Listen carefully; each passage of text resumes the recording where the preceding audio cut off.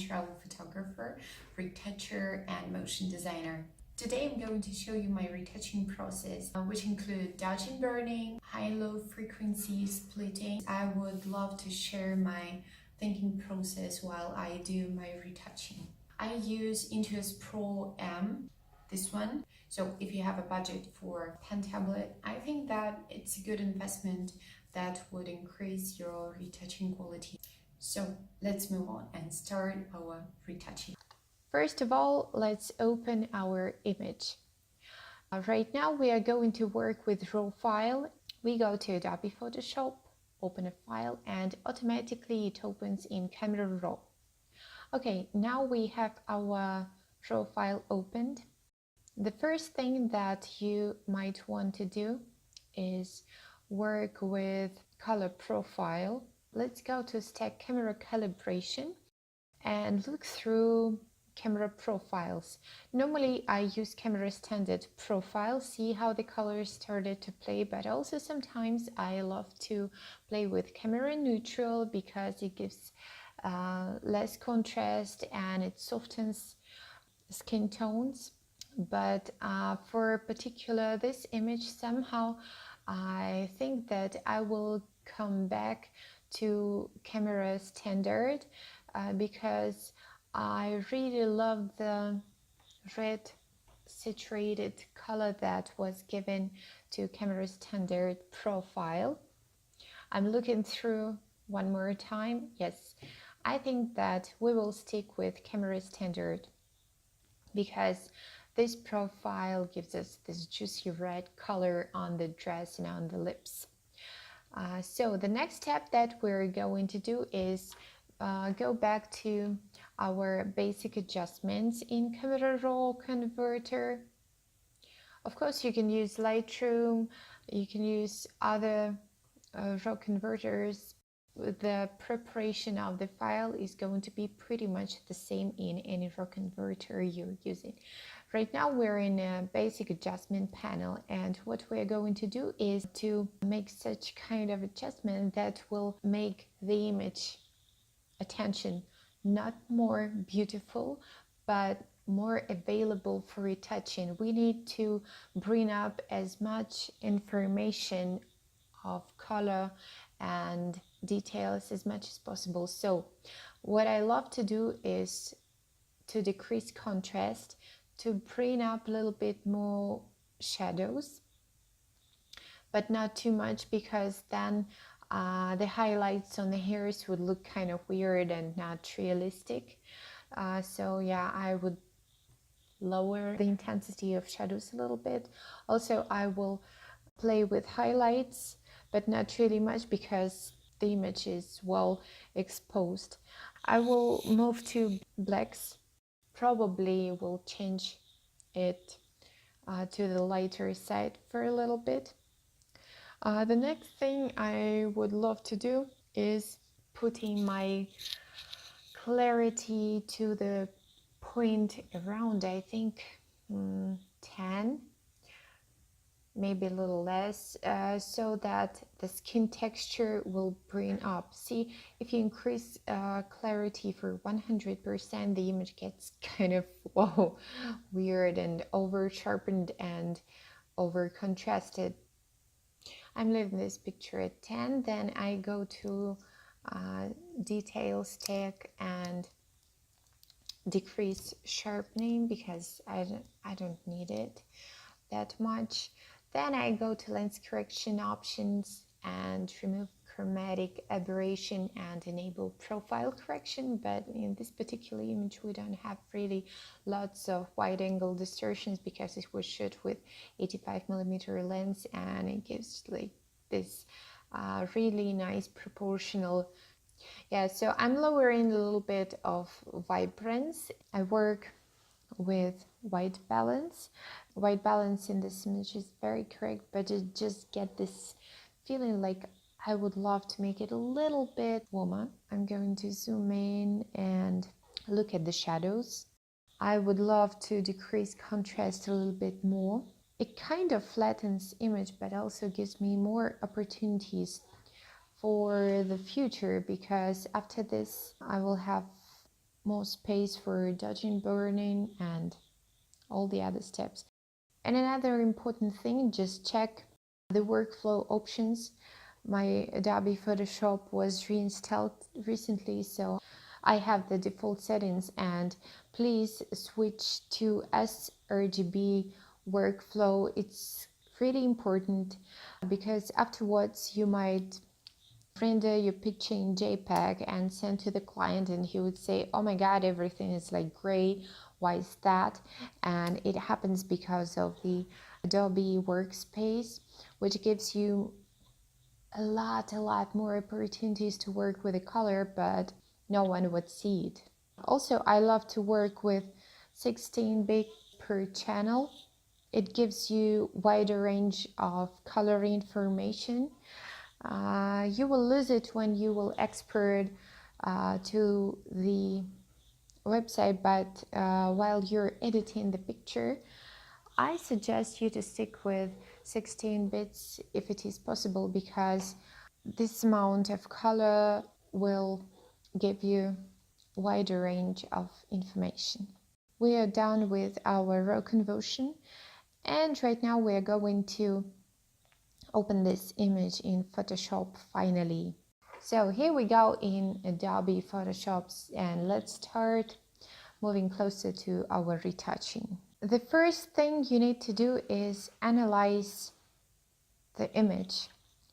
You look at it, see all the details you need to remove. You analyze the shape of the figure, of hair, of everything that you see in a picture of dress, all the little details, and you just make notes for yourself.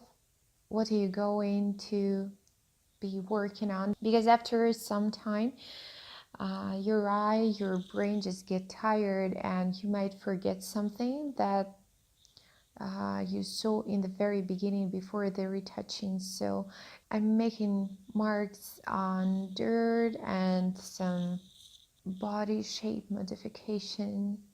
I like it that this model is really beautiful and very unique. We don't want to lose her personality, we don't want to lose her character, but we just need to clean everything up. We look at her eyebrows. Beauty photography needs to be perfect, so also you have to pay lots of attention on makeup, because normally many people work on the beauty shot.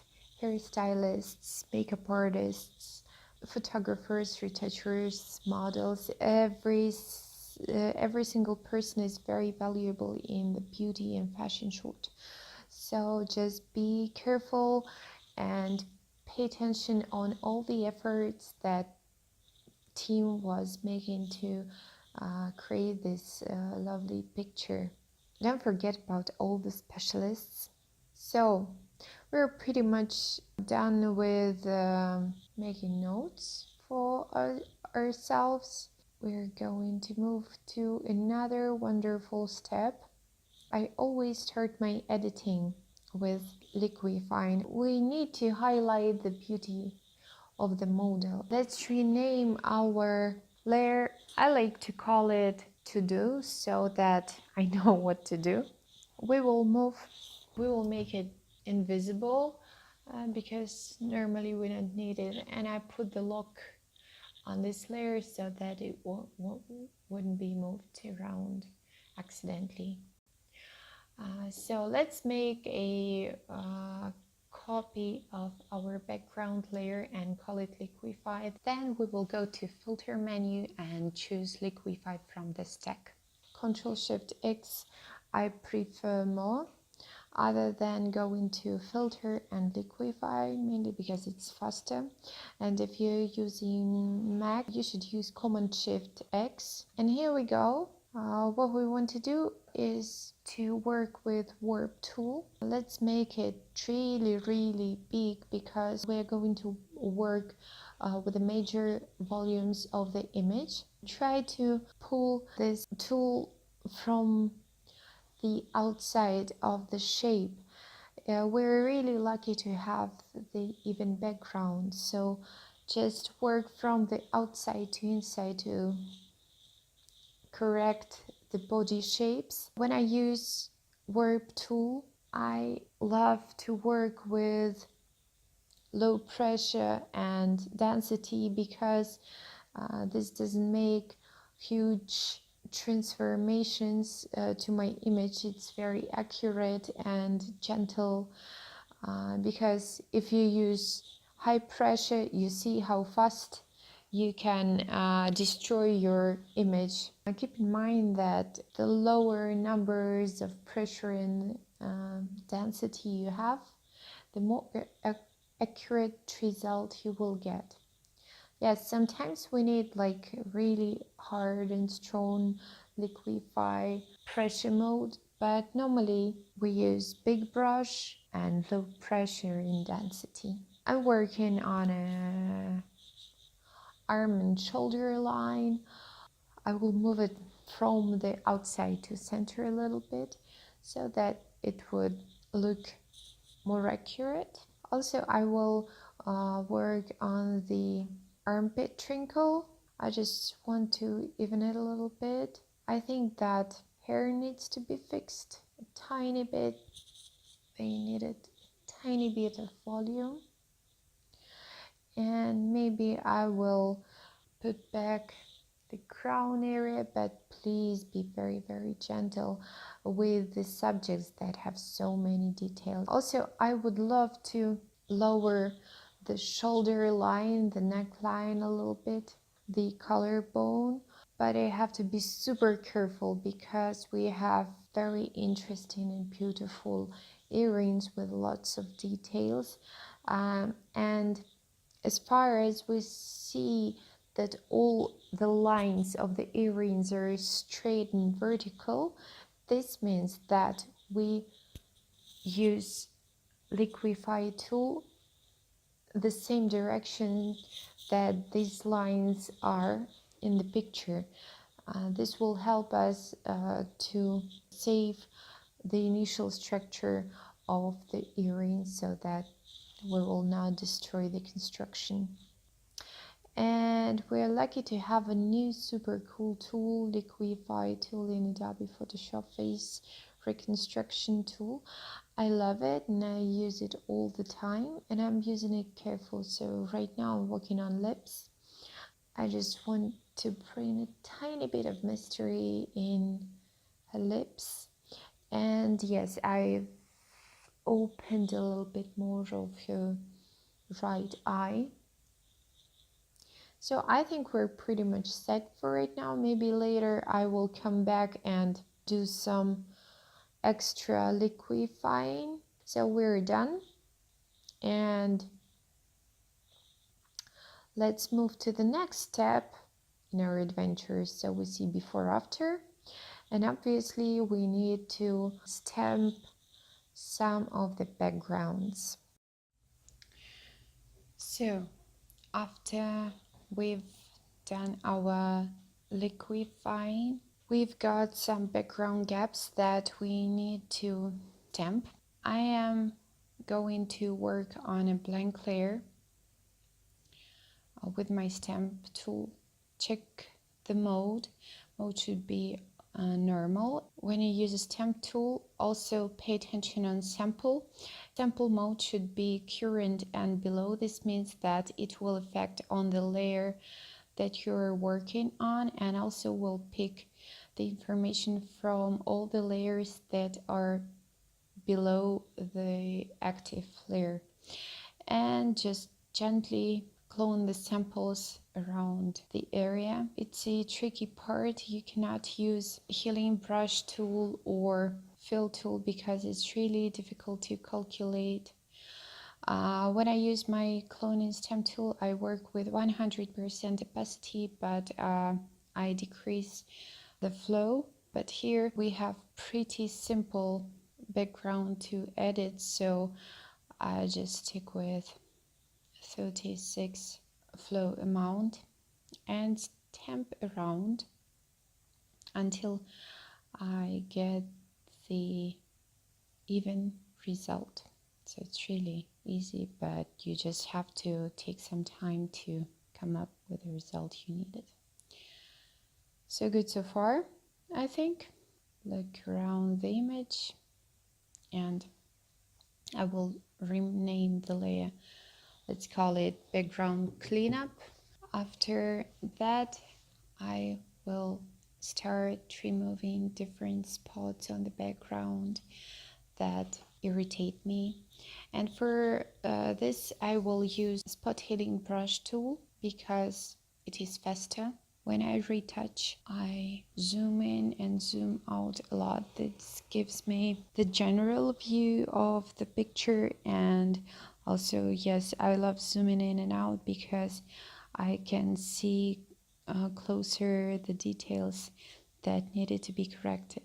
Right now, I've noticed that I missed the dress lines that I would love to correct using Liquify. So I use my hotkeys Ctrl+Shift+X and go to warp tool in Liquify filter, and I'm bringing the dress line a little bit further to the bottom. I look at the dress, and right now I'm going to use a push tool that not many people use, but it's really really great tool that helps you even the line. It works very simple. If you pull it up, it brings the volume up. If you pull it down from the outside, it kind of shrinks the volume, and it is gentle, so it's good for such kind of tasks like evening the outside lines of the figure. Let's move to the other side of the dress. Clean the angle. Looks good. Okay.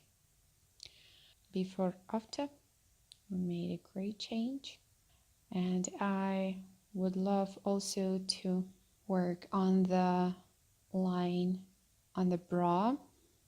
Okay, good. So let's move back to our cleaning.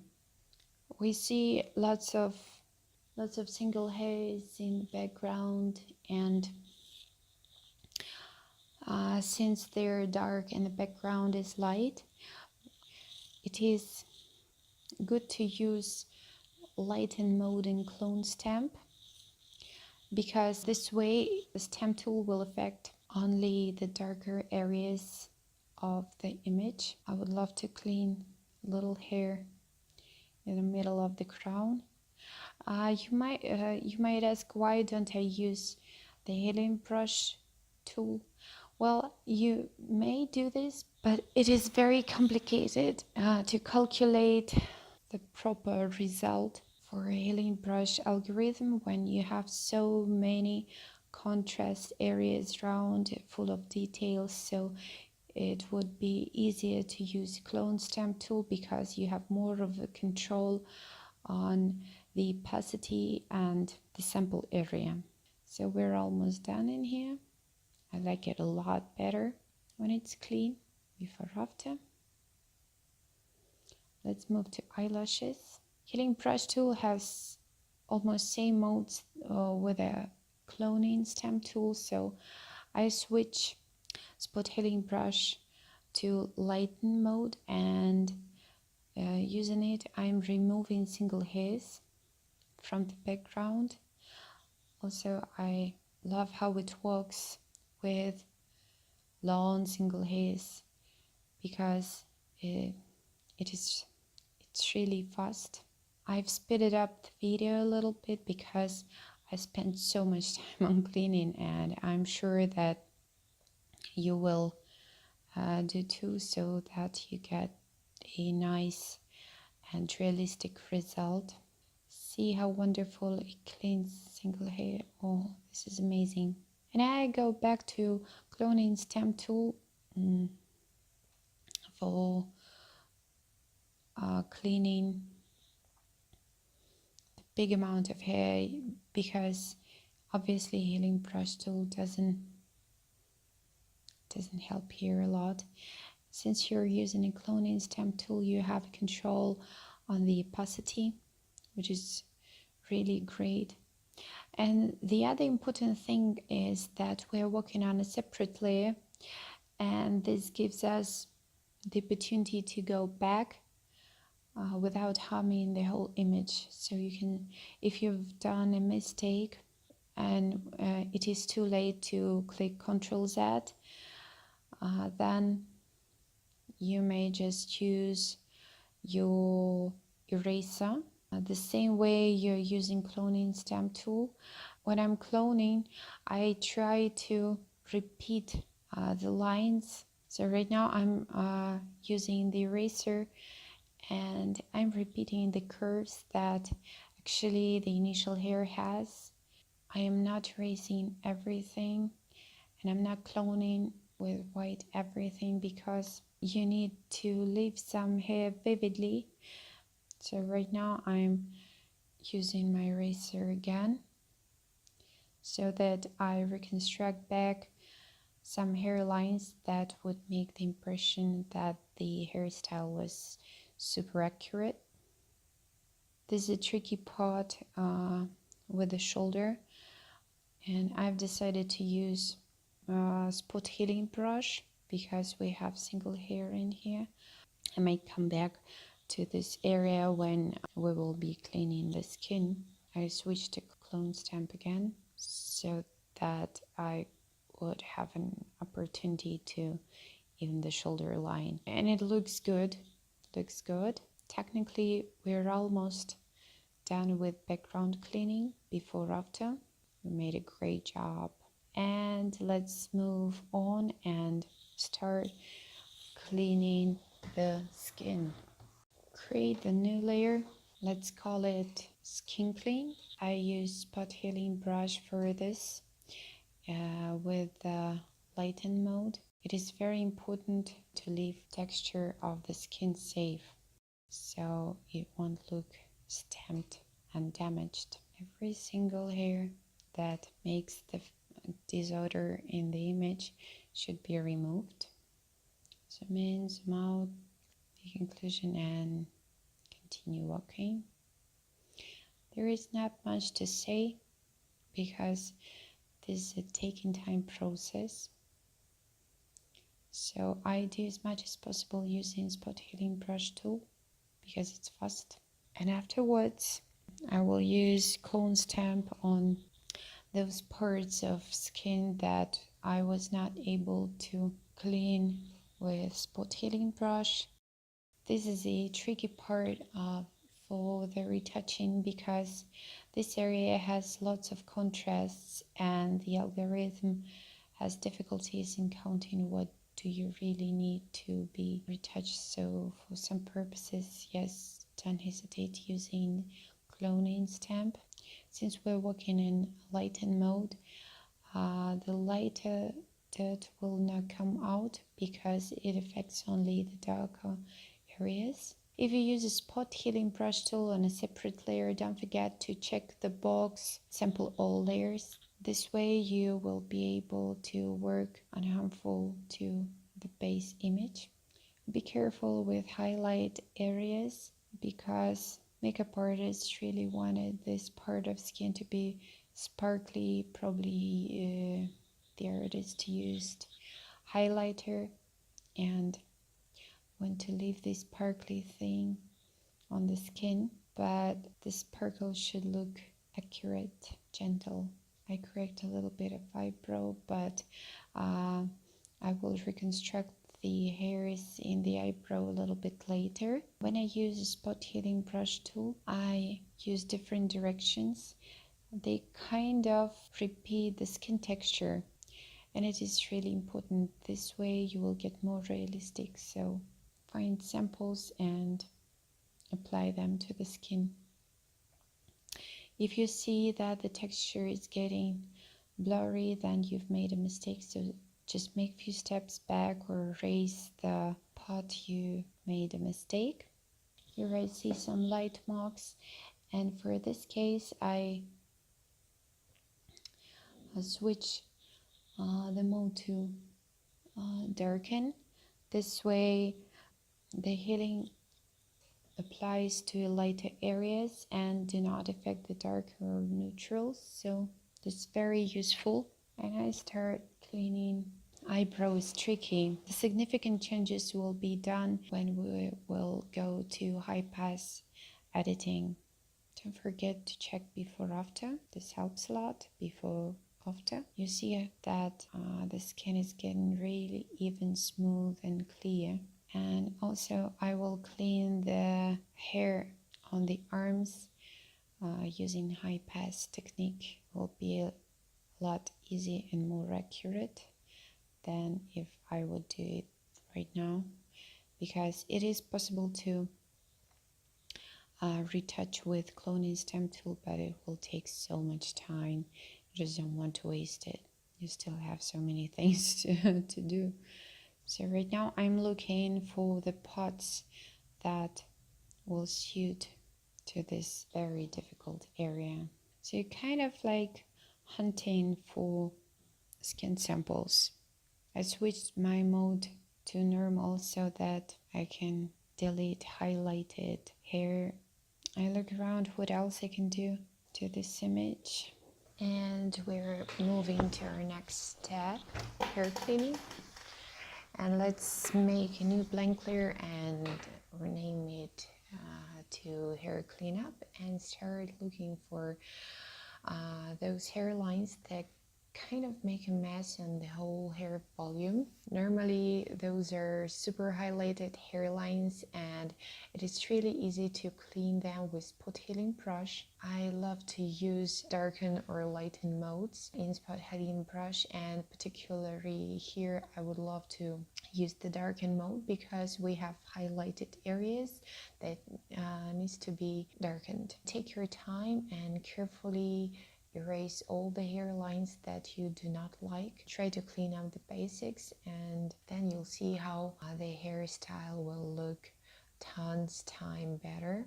So I'm moving around the image, try to find the hairlines that I don't like.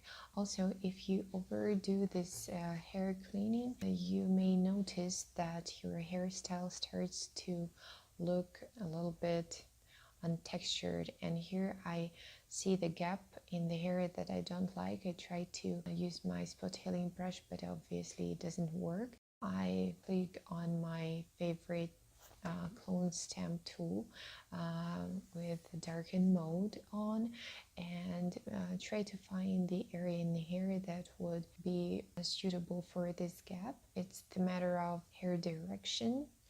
And yes, I clone a little bit from different sides and then zoom out and see if it looks real. It looks pretty good to me. I mean, you can spend extra time on making it absolutely perfect. It's just a matter of your perfectionism, I guess. And now I would love to clean a little bit around the earrings. It's a difficult area to clean because the earrings have so many details and every detail has lots of volume. So a few of the hairs I would love to clean. You should move slowly with short distance strokes because it's a tough area for algorithm to get along with, like lots of tiny parts of highlights and shadows that makes it very difficult. But I clean as much as I can with my spot healing brush. As you see, if we zoom out, actually earrings look very, very clear. And here I am highlighting the parts of hair that I don't really like, just to remind myself that I need to make them a little bit darker. I want it to be hidden a little bit. So here what I'm gonna do is start cleaning with a spot healing brush, and actually right now I'm using a normal mode, and then I will do some steps back and try to bringing it back where I can balance with the amount of hair retouching, because obviously here I can see that I have overdone hair retouching because some parts of the hair lose the details, and that's why it's really important to work on a separate layer. So simply you can click the eraser and do some steps back so you can regulate the opacity, the effect you've already done. So right now I'm working on the edge of the hair, which lays on the face, make it more real. And right now I'm moving on the forehead area so that I'm cloning the skin on top of the hair. I try to make it pretty even, but right now I don't have to do it 100% perfect. So this is before after. I like the way line appears a lot. I understand that it's going to be difficult to imitate the drop shadow of the hair, good even hair border on the forehead. So what I'm suggesting you to do is to draw the curve you like as good as you can using your cloning stamp. I use it in a darken mode, and then what I'm suggesting is to go down to liquify layer and take a sample from the hair border, which is close to eyebrows, because it kind of like the line and it looks realistic. Because right now when I'm drawing the curve, I see that it doesn't look realistic, mainly because the direction of the hair differs from what we expect it to be. And just simply copy this nice part of hair and skin, this selection, to another layer, and move the layer on the top of our retouching. Then place the selection near the part of the forehead that needs to have transformations. Go to free transform warp mode. You can use Command T or Control T hotkeys for accessing free transform mode, and then just simply pick warp mode. Try to imitate the curve that you want to see. Make the layer mask on this layer and slowly and carefully erase the areas you don't want to see. It is important to work on layer mask because you don't know if you want to make a step back, and if you're working exactly on the layer, there is a great danger to lose all the information, and then you will be stuck with the same procedure, like going back to liquify layer, copying the patch, moving it on top of the layers and stuff like this. So it just saves you a little time. And here I see that I would love to play a little bit more with the curve, so I'm going to free transform warp mode again and play with the line. Try to play with the opacity of the layer. So when I'm finished, I merge the layer down with hair clean layer, and right now I'm looking at my to-do layer, and I see that we've already done so many cleaning work that this is great, this is amazing. And I think it's time to group our layers. Let's call this group cleaning. This way we know that parts of our cloning is gathered together in this group stack. After we've done our cleaning, let's make a copy all the layers that we have already. The command is simple, just click Shift Ctrl Alt E keys on your keyboard and you will merge visible on a separate layer. This is very useful hotkey. You should learn it. So right now we're going to do our splitting on high and low frequency. Some people do frequency technique using high pass, and it's good enough, but I suggest you to learn how to use spline image. Let's rename our merged layer and call it low. Then make a copy of a low layer and name it high. We have two equal layers so far, so pick the layer with name low. I would suggest you to make the high layer invisible, because right now we're going to work on plane of Gaussian blur. So go to your filter stack and pick Gaussian blur. And right now we're playing with the Gaussian blur radius. We want the image to be that blurred so we are not able to see the small texture, the details, but we still have the great amount of color. You just play with the numbers. If you shoot with good camera and the resolution of your initial image is pretty large, you would probably use the amount of radius around 22. And then we are moving to our next layer. Let's make it visible. Pick the layer high. You should go to image stack, pick apply image. In the stack layer, you should pick low and click the checkbox on invert, and then set blending mode to add. Put the scale number to 2 and the offset should be 0. All these adjustments need to be applied to the image that has 16-bit per channel. If you're working with 8-bit per channel, you use blending mode subtract and you uncheck invert box, and also you set offset on 128, and then you get the same result. So let's go back to our 16-bit adjustments. Everything is all set. Okay, right now we're going to blending modes of our layer, and we pick linear lights. Magic happened. Our picture came to the appearance that it was just before we finished our cleaning work. Once we've done our splitting to high and low frequency, let's go to the low layer. I suggest you to create a new blank layer above the low layer. Go to mixer brush mode, make sure that the checkbox sample all layers is on. Now we are going to work with major spots. So I like to work with big radius of mixer brush, because this way you're not able to do little harm to large texture.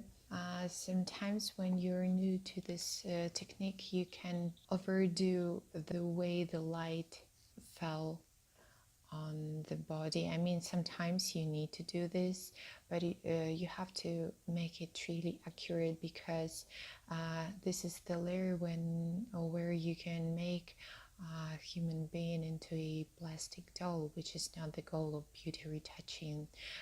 The beauty retouching should look pretty realistic. I mean, it should look perfect, exactly.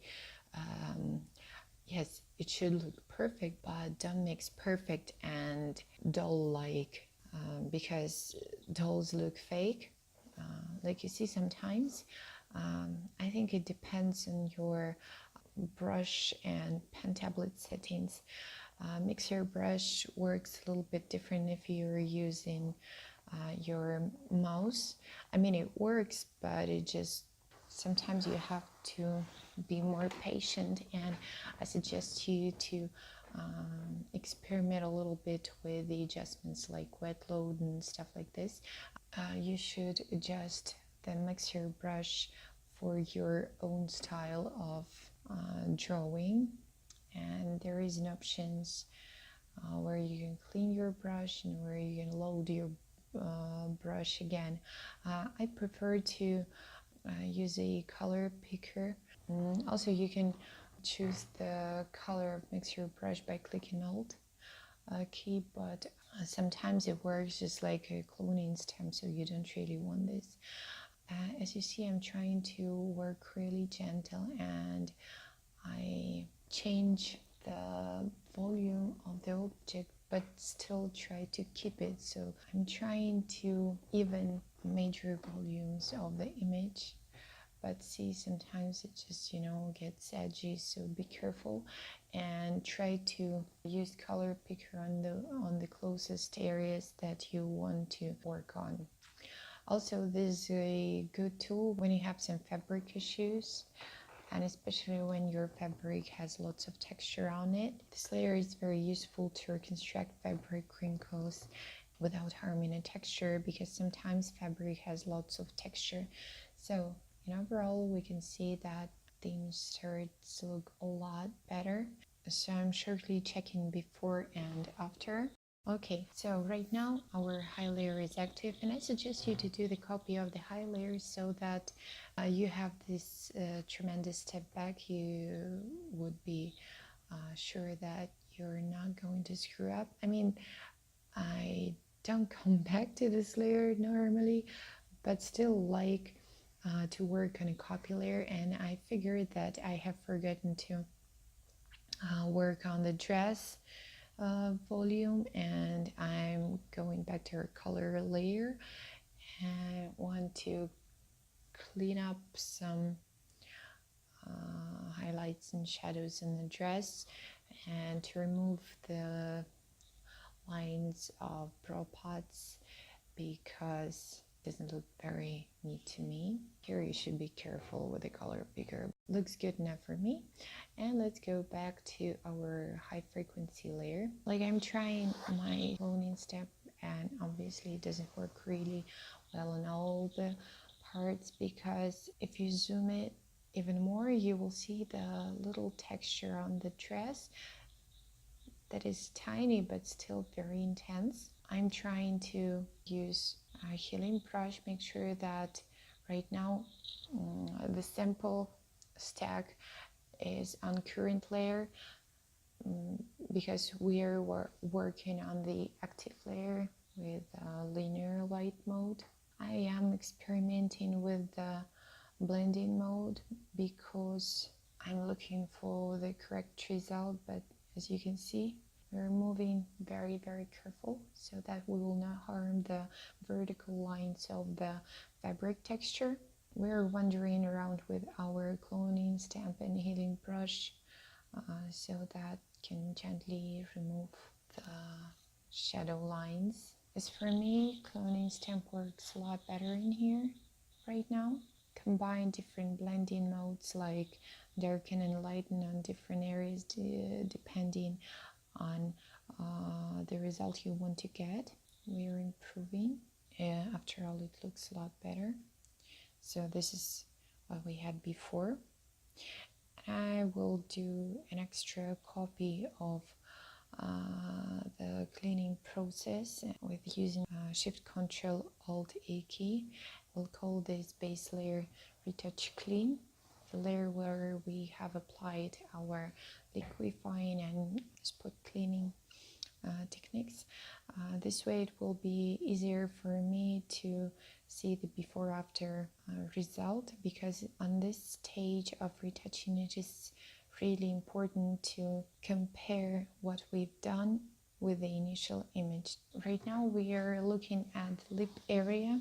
Normally I love to work on lip line before applying a high frequency technique, because we have lots of color on lips, but sometimes it just appears that you've done all the retouching and start working on color settings of the image and realize that you've missed something because you've changed some contrast or moved color a little bit. So yes, you will start seeing some more of the things you need to take care of, but it's not a big of a deal because you can just do it afterwards. And right now we're looking at the adjustment area. We want to make a new adjustment layer with channel mixer and make it monochrome. Just check the box monochrome. When you are going to work with sliders in the channel mixer, our goal is to make image as much dirty as possible. I mean that we need to find the most problematic black and white render where we can see more as much spots as possible on the skin. Sometimes I call it dirt layer, and this layer will help us to cover different types of spots that are left on the skin. Some people get distracted when they're retouching in color mode, so some people feel easier to understand the light and dark areas and spots when they're working in black and white mode. So it just depends on your personal preferences. Try to experiment and find the way that is more suitable for your retouching style.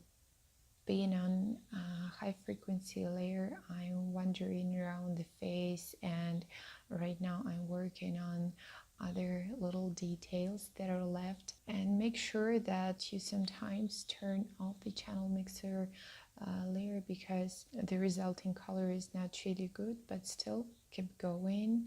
Right now I've changed my clone stamp to a healing brush tool for simpler areas, and when you're working on such areas as under eyes, under eye skin, it's really cool to use clone stamp in a lighten mode with low opacity.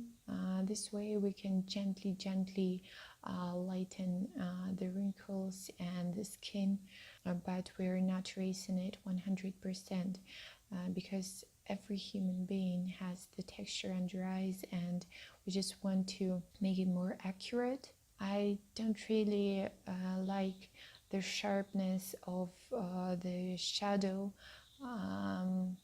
around the left eye, so I want to soften it a little bit, and I'm using my cloning stamp in normal mode because there is lots of things around, like contrast, and it's just I wanted to fix it overall. And right now I'm moving to the forehead, and just pay attention that you're not losing your texture when you're working with cloning stamp in a normal mode.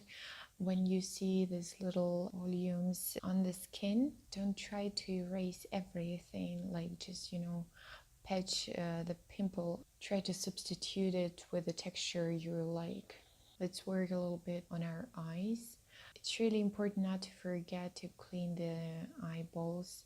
They should be clear. I mean, they don't have to be crystal white colored, but all the red lines, they distract. The red line gives us the information that the human being was tired or exhausted. Don't make this mistake, like erasing all the information from the eyeballs, because it's a ball and it has its volume. Some people start making it all white and blank and flat, and it's not good. It doesn't look real then. But here we still keep the shadow, because our eyelid has the volume and it drops the shadow on the eye, so it's really important. And right now I am moving to work on the cheeky area of our cheekbone. The makeup artist probably put some highlighter on the skin and it looks amazing. And also there is a big chance that you will see some useless volume on the skin, and you might want to just substitute bigger sparkles with the smaller sparkles. Please pick the cloning samples very close to the sparkle area, that way it would look more realistic. So let's move down to our chin and work on the skin in here also. As I can see, the highlighter was on the chin. Maybe later we will add some sparkle texture on it, making it more even, and it's going to take a while making it cool.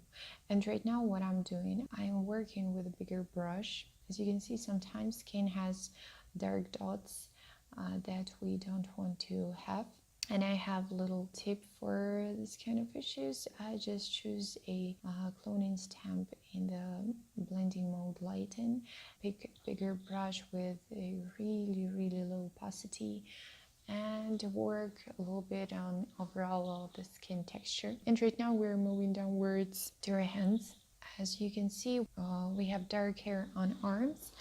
That kind of distracts a little bit. What I'm suggesting you to do is to pick cloning stamp in the blending mode, lighten, and work around. The brush radius is pretty large in comparison if we work with face skin texture. I work a little bit rough in the arm areas. When you make channel mixer layer invisible, you can see that we're losing a little bit of the sharpness of the texture and sharpness on our arms, but I would not worry that much about it. I mean, if you have the aim to make it all super sharp and super natural, yes, of course you can work on every single hair on the hand. So the beauty shot is first of all about the face of the model. This way we can cheat a little bit, let's call it cheating maybe, and apply this rough but pretty fast technique. There is an important thing about hands in the beauty shot. Sometimes people pay 100% of attention just on the face and they forget about the hands, and it's not good. Mainly because hands normally work somewhere close around the face, the chin line. If you do not retouch hands, it will look a little bit creepy, like people will think that the model has creepy hands, probably. The tremendous amount of texture was gone by our cloning stamp technique, but still it looks pretty good. We will print some more texture back to model's arms in a little while. Just let me finish doing this rough but very, very, very important work on the skin. As you can see, we're almost done with hair, and magic happened. I really like how it looks, but still we have some problems to solve. We're going back to our face, and right now I would love to pay a little bit more of attention on makeup. As you can see, sometimes we make mistakes while we're retouching, and obviously we lost some texture under the eyebrow. So in this case, I try to rest a little bit, come back to the problematic area after a while, so that I let my eye fresh. And this part of the highlight, it's really difficult to retouch. So I've decided to pick a cloning stamp in normal mode. Don't like the result that I'm getting, so I'm just, do my steps back, and I think that I'm going to come back to this area when I will work on the lips line. And so I'm cleaning some shadows, some skin issues around the nose, go back to eyes. So I'm moving to armpits, and I just want to clean a little bit. I want to erase one wrinkle, and my suggestion is not to overdo the cleaning, because the human skin should have some spots, and these spots just should look accurate. So try not to overdo. This is the time where the image can start looking plastic. Let's move to another interesting step. I would love to add some extra texture to our arms, and I'm doing a new blank layer. With this layer active, I click Alt button and do the left mouse click in between the active layer and the layer above. This way Photoshop makes dependency. So let's fill our layer with 50% gray. You can just go to edit, fill, pick 50% gray from the stack, or also you can click Shift F5. After filling the layer with gray, I suggest you to move further and go to filter stack and choose noise and add noise. I'm just looking around and see which kind of noise I like more. But definitely check the box monochromatic. And right now I'm making an additional layer mask on my noise layer and erase a little part of it so that I can see how this noise suits to the image. And then I go to Gaussian blur and apply the amount of blur. I would say one, radius one works good enough for me, and then go to noise and apply median noise effect with the radius one also. And so good so far. I think this amount of noise is really suitable for this hands. And right now we're going to choose a basic brush with a lower flow opacity, and carefully try to draw on the layer mask. This way the noise textures start to come up. Don't overdo this, because if you apply too much of our artificial noise, the image would look unrealistic. The goal is to combine artificial noise with the noise that is already in the image, because every image has some natural noise. So we work a little bit on the arm texture, and here I have noticed that our left hand has a little bit different color. So what we're going to do, we're going to make a new layer above our color layer. It should be under the high frequency layers, which is color picker and sample, and I pick sample size 5 by 5 pixels, so that it averages, the little area around. I pick the color on her arm that I like more. Make sure that your new layer has blending mode in color. And with a regular brush, I start to paint over our hand that I need to be different. So I've noticed some spots that I don't like, and I came back to my high frequency layer, use my cloning stamp and do some additional retouching on the hand, and then I go back to our color layer. I rename it as color blend, so that it would remind me what this layer is for, that it's not just an accidental blank layer, but it is very important for us. And yes, it just, naming the layers helps you to be organized, and helps you to keep the system of your layers, because after hours of retouching you definitely get so many different stages that you might need to come back to. Naming the layers help you out. So I'm going back to high frequency work, and right now I would love to reconstruct a little bit of our makeup. So I make another blank dependency layer with pressing the Alt key and clicking on the layer above. In this case would be our noise layer, and this means that those two layers, they depend on high copy layer. Pick the brush, pick the color a little bit darker than 50% gray, but definitely not black. This color should look some sort of similar to the intensity of the natural hairlines of the eyebrows.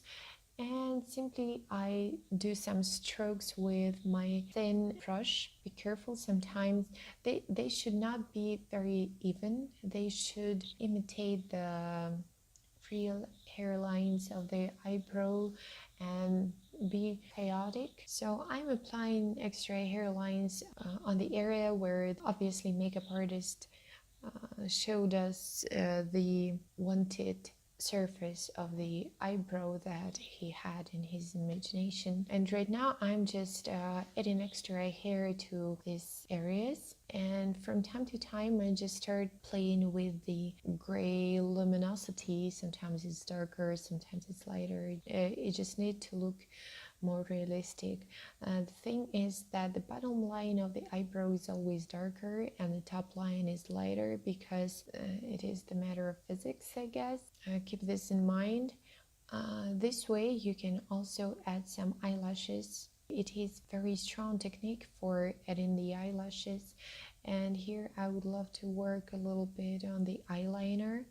I want to make it even nice, and and here comes the problem. The problem is that when we start applying our darker strokes to the eyeliner, we get the yellow artifact. We're working on let's say, in a luminosity mode, but still we didn't make changes in our color mode. So you can just go to color blend layer and draw some lines with neutral color loaded in your brush, and this way you will just desaturate those areas that you've been working on. And from time to time it's really convenient to clone stamp. So see before after, and we did a great job in reconstructing the makeup. And let's call this helping layer hairlines. Also, I would love to draw a little bit on our hair. As you can see, color of the brush was too dark, so I'm just looking for the right intensity of the brush, and want to add just a tiny bit of strokes so that those strokes would bring the lost texture of hair. I'm not going to spend lots of time on doing this, mainly because we want to pay a little bit more attention on the skin in this tutorial and in overall retouching technique, because hair is like a different universe in the retouching world. And finally, we're quite ready to start our dodging burning. Normally I use my action preset, but right now I'm going to show you how I'm applying dodging burning from the scratch. So go to your adjustment layer set and pick the curves. Put your mouse to the center of the curve and pull it down. This way you see how your image starts to darken. Let's call this layer burn, and then just duplicate this layer and pull the point up, and you see how the image starts to get back to the lighter condition. And let's call this layer dodge. Also invert the masks on the layers. You can just simply click Ctrl or Command I, make them black, make masks of the layer black, and start working on dodging burning finally. So simply use just a basic brush with low hardness and set your flow to a low number. The number of flow depends on your personal retouching style. I prefer to work with really low numbers, mainly because I think that I get this impression that my pen tablet is kind of sensitive to a pressure, so I love to work carefully on the spots. And as you can see already, I've turned channel mixer layers so that it would look black and white for me, because right now I want to concentrate on the luminosity spots and not to pay lots of attention on the color. Also, I love to set dodge and burn layers in blending mode luminosity, because this way it just works with luminosity and doesn't affect color. But it depends. It just depends. Sometimes luminosity doesn't work and I will stick with normal. Look what is better for you. I'm looking around the image and I'm searching for the spots I don't like, and simply look if the area that distracts me is lighter than the whole area. I go to burn layer and darken it a little bit. If the area is too dark, I just go to dodge layer and start lightening it. Nothing really secret.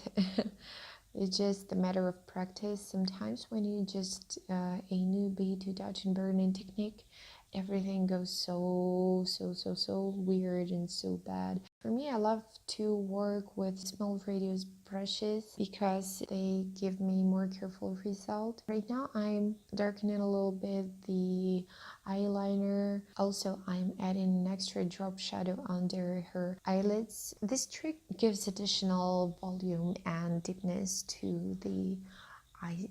And also I dodge tiny bit from the bottom of the eyeballs. And right now I'm just keep doing the same over and over again, looking for spots and cleaning them. You simply just use a brush and your eye. I look around and I see that the shadows under the eyebrows look a little bit weird. I would love to reconstruct the makeup, make it a little bit smoother, because I know that makeup artists, they really care about the smoothness of the colors of eyeshadows. By the way, if you want to work on beauty retouching, take your time to learn a little bit about makeup, because it's really important. All the time you have to correct some things in makeup and it will just save you time. I've decided to look before and after, and you see how the image changed. So before, after, the shadows start to be more accurate, and I keep continuing. Right now I'm working on the body. I'm evening the shadows. I would love to soften the armpit shadow and work a little bit on the brow line. So dodge and burn in is really helpful when you have tricky parts with lots of texture on it. So this just affects on highlights and shadows and doesn't affect on the texture. Mostly we're just do our final adjustments to a dress using dodge and burning, and it depends on your personal preference. It is possible to fix the dress only using dodge and burning technique. When you get more experience, you just understand what kind of technique would work better. And let's move back to our face.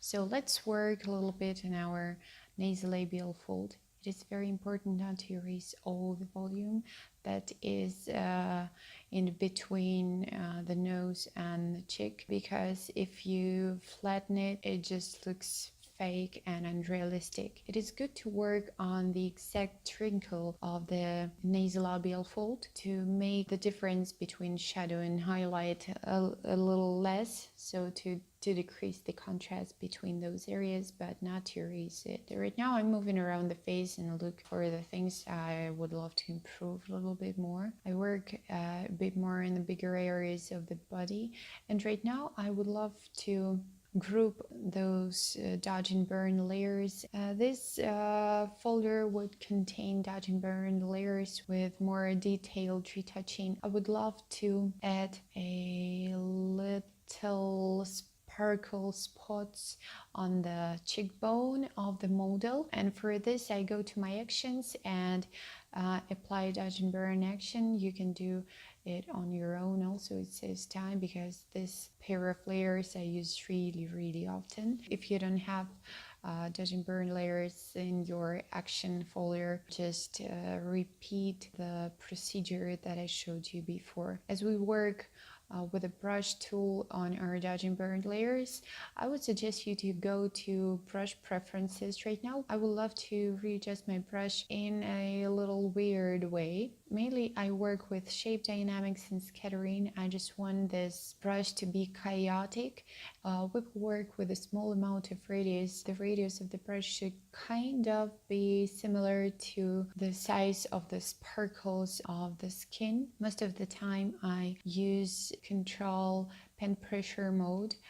You have to experiment on your own, because if you're working with a mouse this option would be off, but still you can adjust this brush to be scattered and widespread. I've decided to test my brush set on the skin. Once you're satisfied with the brush adjustments, you can easily put these adjustments into a brush preset. Once you've done adjusting the brush, you can just go and start drawing over the cheekbone.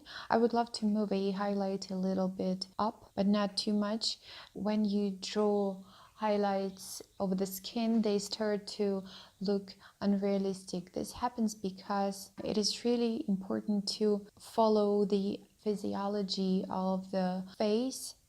This way that will do a good job. If you deal with beauty retouching, you should be the artist, the makeup artist, the anatomy expert at the same time if you want to get decent and proper results. So I'm moving down to burn layer and start working with the darker areas. I want to make it more accurate. I might add a little bit of dark brush spots in other areas. Also, I have decided to fix a little bit of burn curve because I want it to be a bit softer. And when you apply this brush to a burn layer, it gives you this natural spots that every human being has. It kind of brings back the texture that you might accidentally lost while you've been retouching on the high frequency layer. This will help you.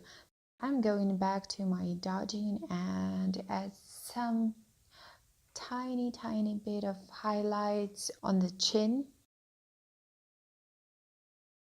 I add some sparkles to model's arms, just a little bit. I don't want to overdo this, it may look fake. And I repeat the same procedure on the burn layer. Play with the brush opacity so that it will give you more natural result. I would love to decrease the opacity of both layers to around 62 so that the sparkles would melt a little bit with the skin. So good so far.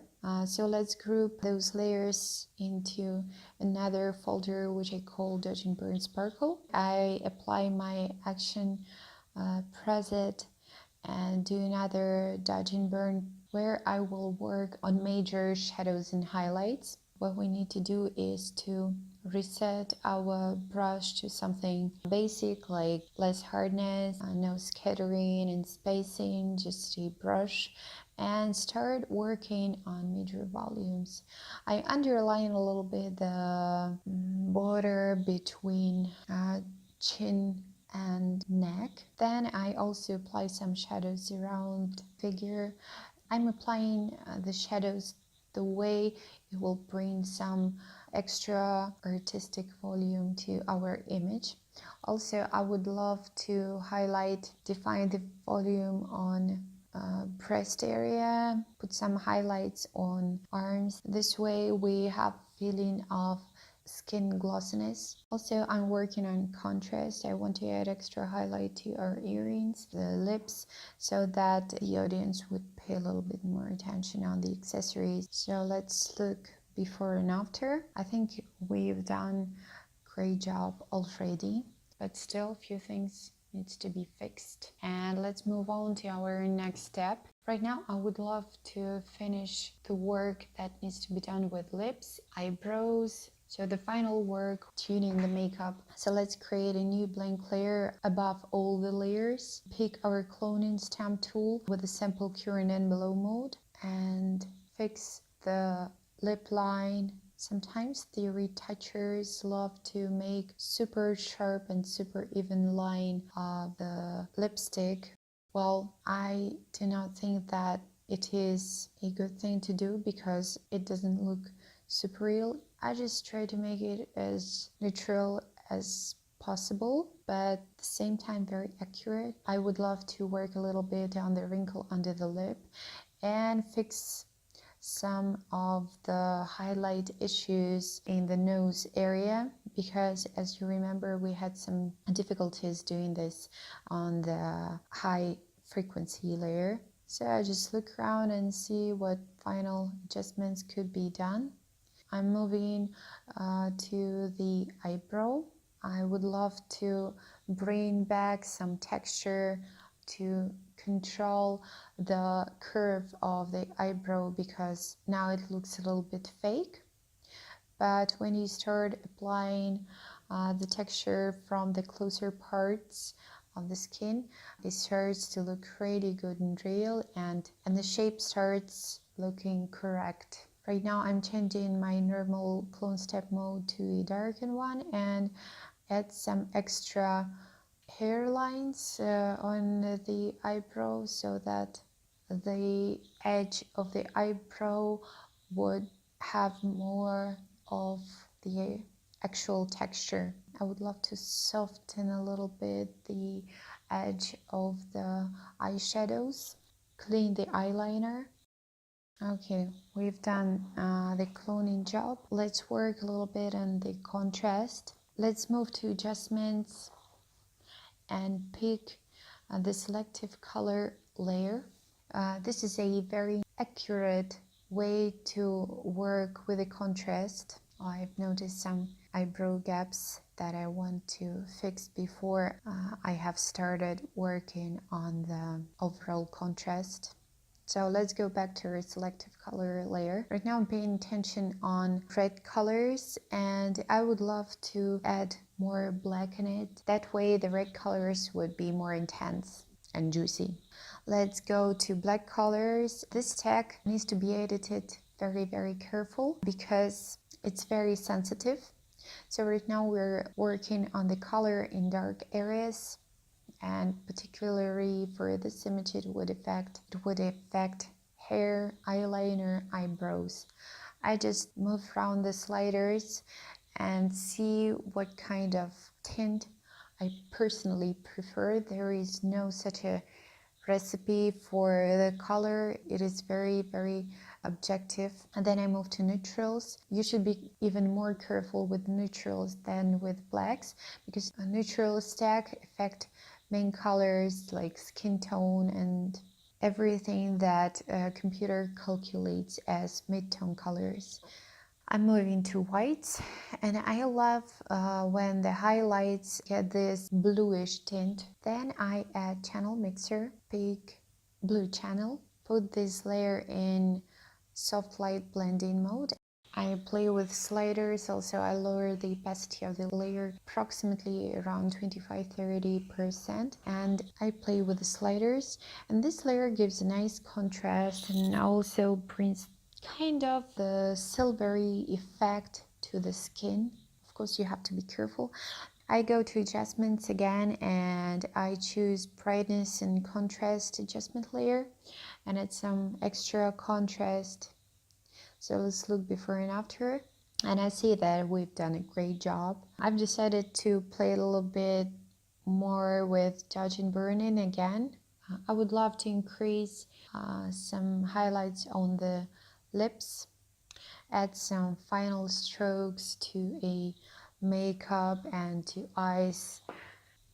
Since you've applied major color settings, it often happens that you have to do some extra work on dodging burning layers because the contrast of the image may bring some extra details you didn't see while you've been in the cleaning mode. So I'd love to even a little shadows on the arm areas and to add extra highlights to the arm skin. This highlight should give the impression of healthy and beautiful skin. So guys, we're almost done. I'm adding some extra shadows to hairstyle. This way the highlights would be more visible. Also, I'm fixing the eyeshadow line, so I'm softening the makeup a little bit. The goal is to have the even gradient under the eyebrow. And let's work a little bit on vibrance. I'm decreasing a vibrance, and then I go to layer mask adjustments and I pick color range, and with our color picker tool I am selecting skin tones. You can add extra color in your pen by holding the shift key on the keyboard and clicking the color picker on the skin areas. So I'm playing with the balance of vibrance and saturation. Then I go to hue saturation adjustment, add the layer and play only with reds. Right now I use my color picker on the dress and lip areas. Also, it affects gems on the crown, so everything that is red. I would love to make this red color, you know, super juicy.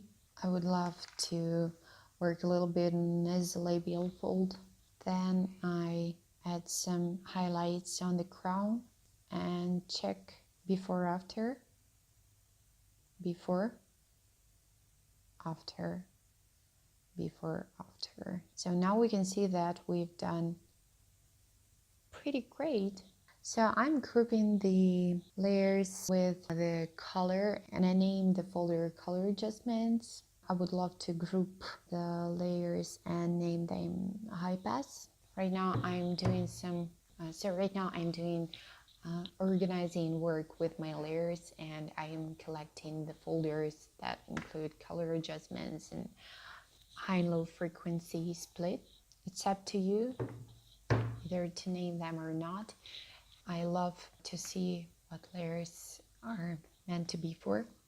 Let's go real quick through all the job that we've done. We've done cleaning. We applied frequency splitting. Then we worked with dodging burning. Then we corrected and the rest of the makeup. And we applied color adjustments that made our image look like it is right now. So that is probably it. Thanks for watching my tutorial, and I would be very happy if you enjoyed it. I wish you